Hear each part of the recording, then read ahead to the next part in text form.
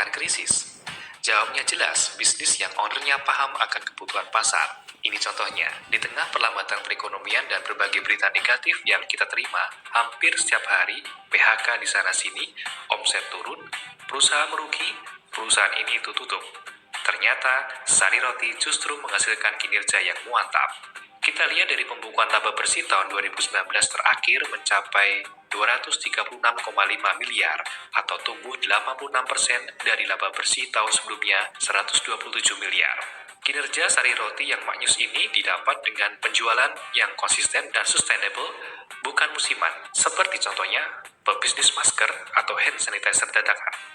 Apa rahasianya? Rahasianya pertama, Sari Roti memiliki bisnis model yang tidak mudah terdisrupsi dan juga melayani pangsa pasar yang sangat besar. Sari Roti tahu benar selera lidah masyarakat Indonesia. Cuma roti tawar diisi coklat. Sesederhana itu. Banyak orang suka. Rahasia kedua, produk-produk dari Sari Roti ini mudah didapatkan dimanapun.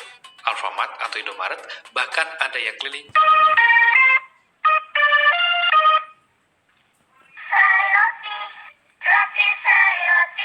Rahasia ketiga, Sari Roti fokus. Sejak dulu sampai sekarang sekitar 15 tahun, produknya masih sama. Beberapa orang mungkin mengatakan kok nggak inovatif, namun saya justru melihatnya sebagai buah dari konsistensi dan fokus. Nggak ikut-ikutan sehingga Sari Roti bisa berkembang dan menang bersaing di tengah perkembangan dunia kulineri. Mungkin nggak bisa disebut kuliner karena cuma roti, ya. Tapi nyatanya lidah ini suka sekali. Kesimpulannya, dari segi berbisnis mesti tahu seberapa besar pangsa pasar, mesti tahu kebutuhan pasar, konsisten dan fokus memenuhi kebutuhan user. Kesimpulan kalau mau investasi, pilih perusahaan yang bisnis modelnya nggak mudah terdisrupsi, yang pangsa pasarnya besar. Di Indonesia, biasanya sih consumer goods. Kalau pangsa pasar yang disasar perusahaan nggak besar, maka produk sebaiknya punya harga lebih mahal dan margin lebih besar, misalnya properti, dagang jam mewah, dan lain sebagainya.